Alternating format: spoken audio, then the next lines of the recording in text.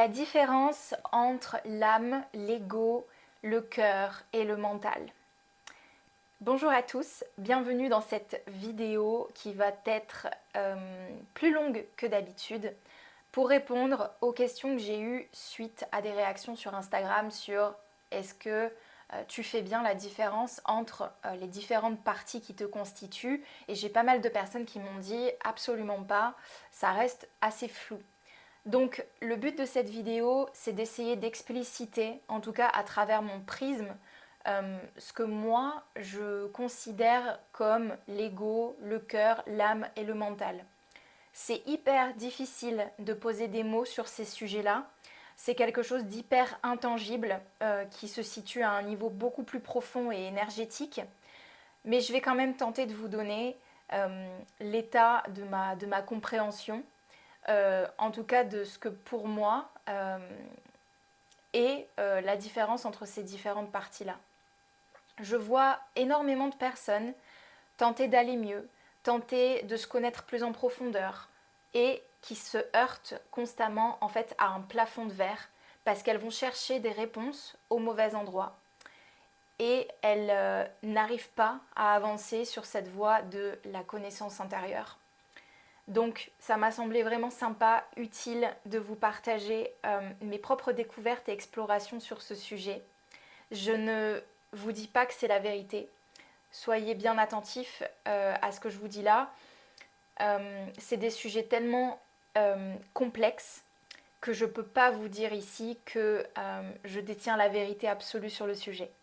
Donc ce sera à vous de voir ce qui résonne, à vous de faire vos propres explorations intérieures pour voir si ça fait écho avec votre situation et vos ressentis. C'est hyper important. Donc, nous autres êtres humains, nous sommes composés de plusieurs corps. Le corps émotionnel, le corps mental, le corps astral et j'en passe. On a également différents niveaux de conscience. Et chacune de ces parties nous sont bénéfiques et elles ont également leurs limites. Donc, comprendre ce qui nous compose est hyper important pour aller guérir, approfondir certaines choses en passant par la bonne voie et le bon endroit. Je vais commencer ici par, j'ai pris quelques notes, donc si vous me voyez baisser les yeux, c'est que je suis en train de regarder les points que j'ai à aborder avec vous pour ne surtout pas en oublier. Donc, impossible d'aller soi-même guérir une part de soi lorsqu'on ignore jusqu'ici même son existence. C'est important de visualiser à minima comment est-ce qu'on est constitué et quels sont les différents espaces qui nous constituent pour aller après voir, voilà ma problématique, comment est-ce que je vais aller guérir, comment est-ce que je vais aller corriger ça et à quel niveau ça se situe. C'est hyper important. Donc on va commencer par l'ego. L'ego, pour faire simple et pour vulgariser, on va dire que c'est la part incarnée de notre âme. C'est le personnage qu'on va utiliser pour cette vie, c'est notre persona et c'est à travers lui que notre âme va expérimenter, va vivre un certain nombre d'expériences incarnées dans le monde physique. Donc c'est comme, si vous voulez, le véhicule que votre âme, votre vous-même, va utiliser pour vivre un certain nombre d'expériences dans cette vie. Donc, j'aimerais vraiment faire un disclaimer ici.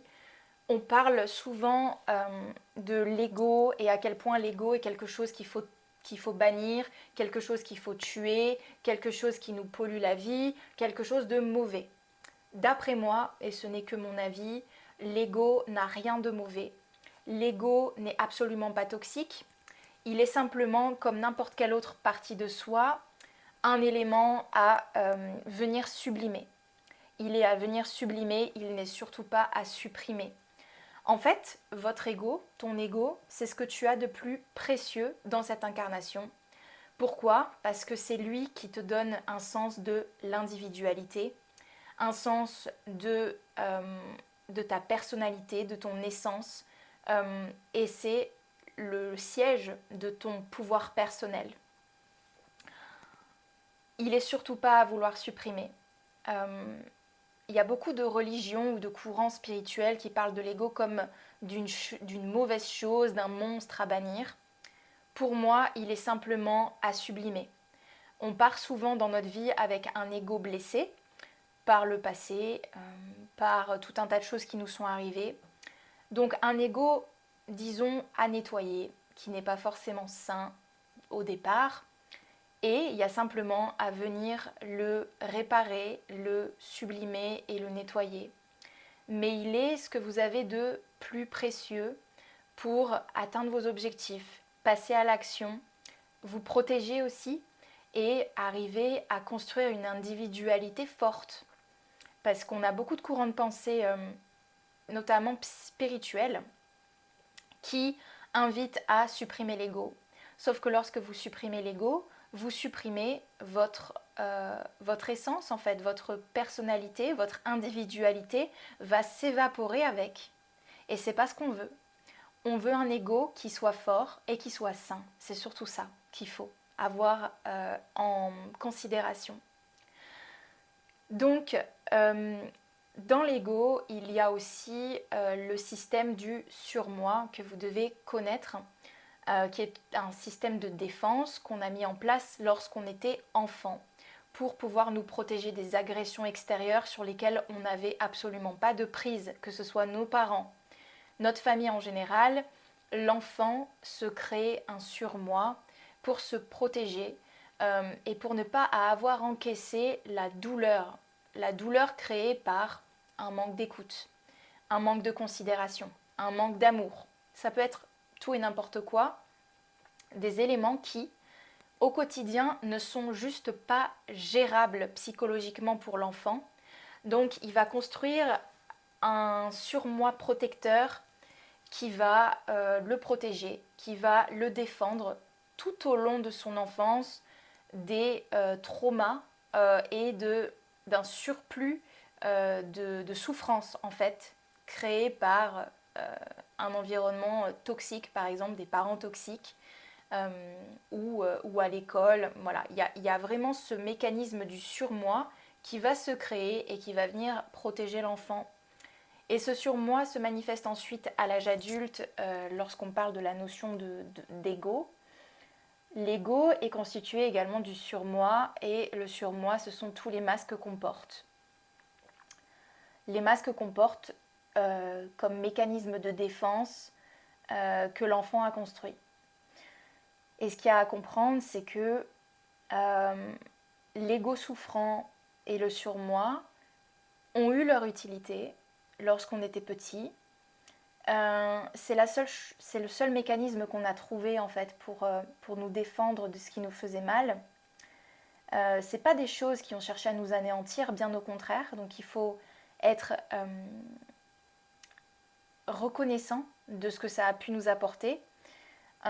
Mais à l'âge adulte, il faut arriver à reconnaître que ces mécanismes-là ne sont plus les bienvenus parce qu'ils nous empêchent d'être nous-mêmes et ils nous empêchent de vraiment reconnecter avec notre intériorité et avec notre essence.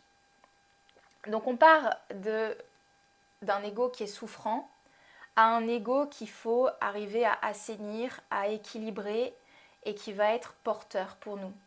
Donc un message pour toi, et on en parlera évidemment dans d'autres vidéos de façon beaucoup plus pratico-pratique. L'ego n'est pas, d'après moi, à supprimer, il est simplement à sublimer. Et alors là, il va devenir ton meilleur allié pour te faire respecter, pour poser tes limites, pour t'affirmer dans ton unicité. L'ego, c'est l'unicité et c'est l'individualité et on en a besoin.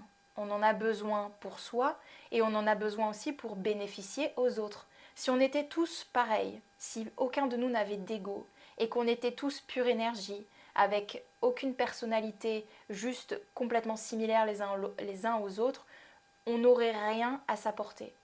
On n'aurait rien à mettre sur la table et on n'aurait rien pour enrichir le groupe. L'ego amène un sens de l'individualité qui va pouvoir être ultra porteur pour le groupe et le collectif. Évidemment, ce n'est pas forcément ce que le système nous inculque. Bien souvent, on nous invite à rentrer dans un moule, on a envie de nous donner tel ou tel enseignement qui ne va pas forcément en fait résonner avec nous. On ne nous invite pas spécialement à vraiment définir notre individualité.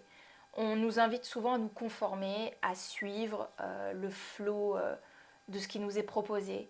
Et c'est bien ça le problème. L'école en soi ne forge pas, d'après moi, un sens fort de l'individu. Et c'est bien dommage. Donc, l'ego n'est pas ton âme, il est utilisé par ton âme pour permettre d'expérimenter, de vivre tout un tas d'expériences dans la matérialité qui vont venir enrichir ton âme, donc ton âme qui est évidemment ton essence. Donc il est le véhicule de l'âme. Et c'est pour ça qu'il faut le chérir et en faire quelque chose de beau et d'utile. Moi personnellement par exemple, pendant longtemps, j'ai beaucoup lu sur le sujet, j'ai beaucoup fait de développement personnel pour m'améliorer comme vous tous. Et j'ai souvent lu que voilà, l'ego était néfaste, qu'il fallait le bannir, que c'était un fléau en fait.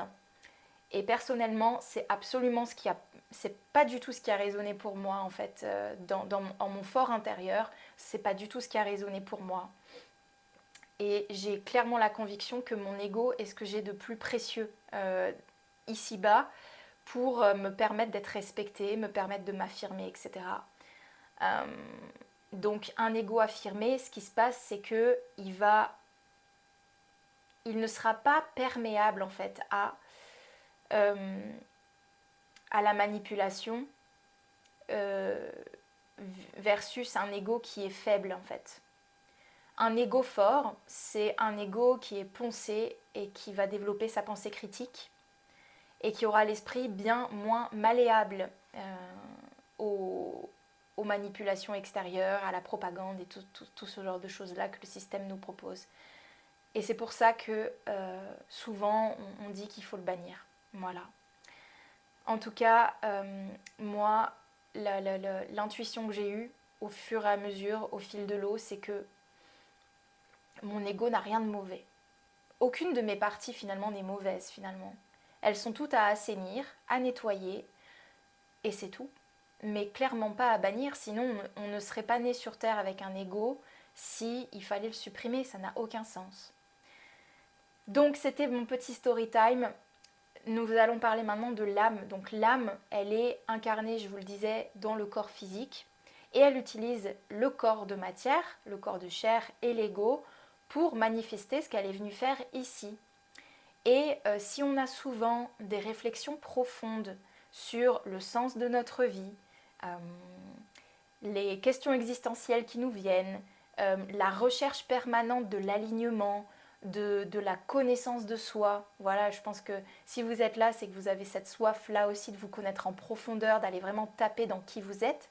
Eh bien, cet élan-là d'aller vers une connaissance plus profonde de qui tu es, c'est l'âme qui te la donne. C'est elle qui te donne cet impulse à venir te connaître plus en profondeur. La recherche de sens, c'est l'âme qui te l'inculque en fait. C'est comme un moteur derrière qui te pousse à aller vers qui tu es. C'est comme une quête effrénée qui ne s'arrête jamais, en tout cas chez la majorité d'entre nous. C'est comme ça, c'est une force intérieure qui ne tarit jamais et qui nous pousse, qui nous force à aller vers une connaissance de soi plus profonde, une quête perpétuelle. Et ça, c'est l'âme. On vient donc apprendre à nous expérimenter des choses spécifiques à chacun.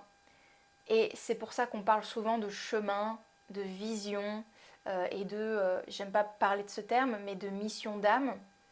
Parce qu'on a tous finalement des choses à réaliser et on est poussé par notre âme à vivre ces choses-là, qu'elles soient d'ailleurs bonnes ou mauvaises, on est poussé vraiment à les vivre, à voyager, ça peut être dans n'importe quel domaine en fait, tout dépend. Tout dépend de ce que l'âme choisit, mais en tout cas, on est tous poussés à expérimenter un certain nombre de choses pour nous sentir alignés, nous sentir réalisés. Et c'est pour ça, en fait, c'est l'âme qui fait qu'on se sent plus ou moins aligné, plus ou moins heureux.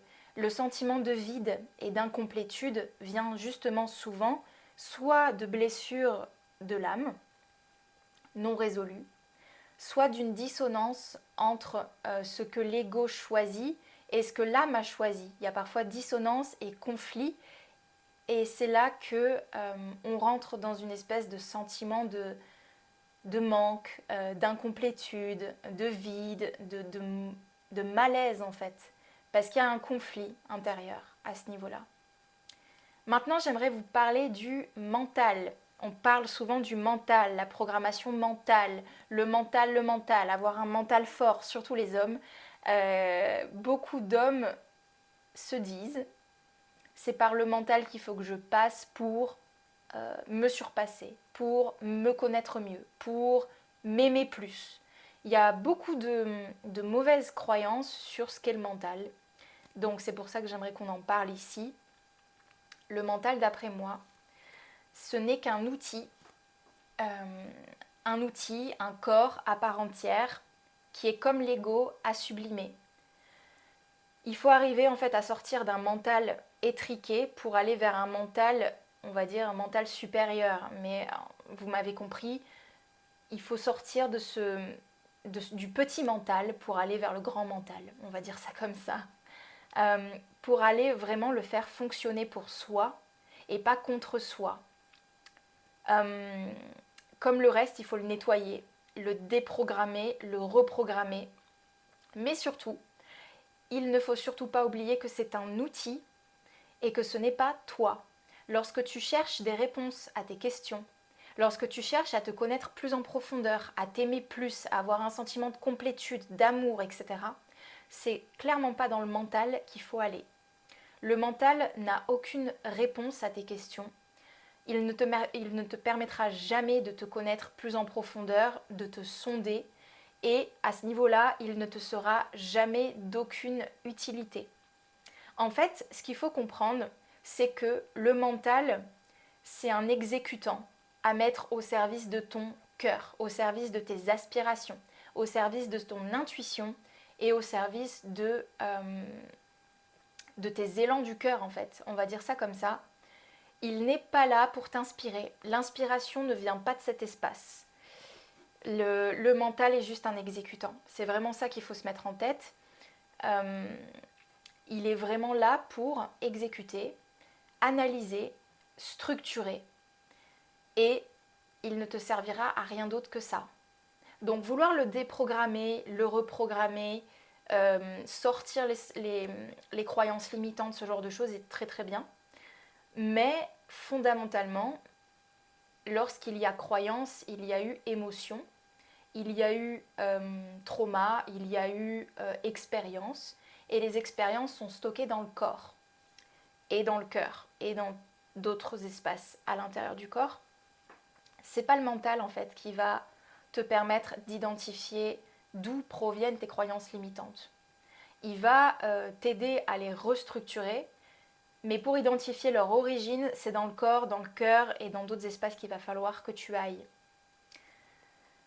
Donc, ça nous fait arriver sur le sujet du cœur. Qu'est-ce que c'est le cœur ? Bien évidemment, c'est un espace plutôt dans l'énergie. C'est pas l'organe particulièrement, c'est vraiment un espace en soi, situé dans la poitrine. Et en Inde ancienne, on dit que le cœur est le siège de l'âme. Donc c'est lui en fait qui va permettre l'aiguillage intuitif de ta vie et qui va te permettre de décider ce qui est juste ou bon pour toi. C'est de lui qu'émane la petite voix intérieure qui est souvent quasi immédiatement happée par ton mental justement. Tu vas avoir une pensée intuitive et tu vas dire tiens, ça ce serait sympa, oh, tiens, ça c'est une bonne idée. Et cette pensée va être engloutie quasiment immédiatement par le mental qui va s'approprier ça et qui va dire ouais mais non, c'est pas faisable, ouais mais non mais n'importe quoi, ouais mais non mais c'est pas rationnel. Le mental c'est le rationnel, c'est l'hémisphère gauche du cerveau, c'est la pensée structurée et malheureusement c'est aussi la pensée clivante et enfermante. Donc c'est en revenant en fait dans l'espace du cœur que tu vas redonner de l'espace à la voix intuitive, la petite voix intérieure qui sait où te guider, qui peut te donner des réponses sur les interrogations que tu as sur toi-même en fait, tout simplement. C'est dans cet espace que se trouvent tes réponses, pas dans ton mental.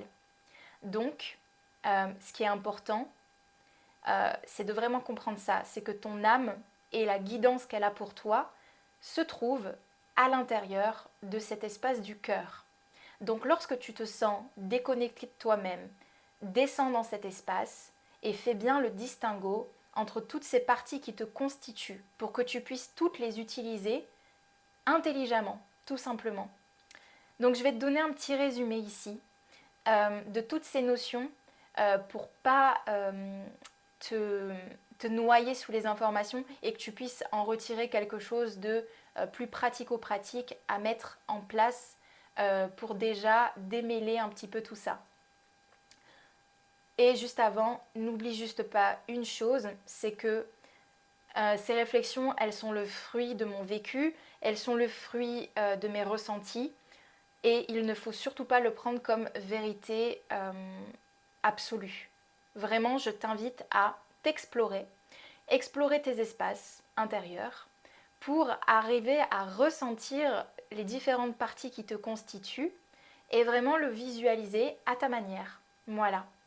Donc, pour finir, ce que j'aimerais te dire, c'est n'élimine pas ton ego, sublime-le. Identifie ton surmoi, donc tes masques, comprends-le et donne-lui une place de moins en moins importante parce qu'il n'a plus la même utilité que ce qu'il avait quand tu étais enfant.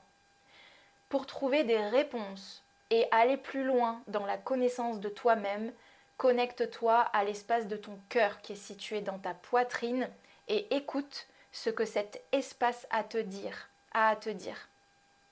Ensuite, troisième point, nettoie ton mental pour qu'il travaille pour toi et non pas contre toi. Fais-le ton exécutant. C'est ton stratège, c'est celui qui va stratégiser, qui va structurer la vision de ton cœur pour te permettre de la réaliser et de la manifester. Et enfin, cherche tes réponses dans l'espace de ton cœur et dans ton corps. C'est là qu'elles sont. Tes questions existentielles, la connaissance plus approfondie de toi-même se trouve bien au-delà de ton mental. Donc sors de ton mental, va dans ton cœur, va dans ton corps. Et ensuite, une fois que tu as eu les réponses que tu souhaitais, utilise ton mental comme ChatGPT et fais en sorte qu'il structure tes pensées, qu'il structure ta vision pour te permettre de la mettre en place dans ta réalité matérielle. Je te souhaite une bonne fin de journée, j'espère que tu as aimé cette vidéo. Si elle t'a été utile, que tu as des questions, des commentaires à ce sujet, n'hésite pas. Je sais que ce n'est pas un sujet facile du tout, donc si tu as des questions et que tu as envie d'aller plus en profondeur sur certains points, n'hésite pas à me le noter, comme ça dans de prochaines vidéos, je pourrai aller point par point, plus en profondeur et plus dans la pratique sur ces notions-là qui sont assez vagues et intangibles. Je te souhaite une bonne journée et je te dis à bientôt dans une autre vidéo.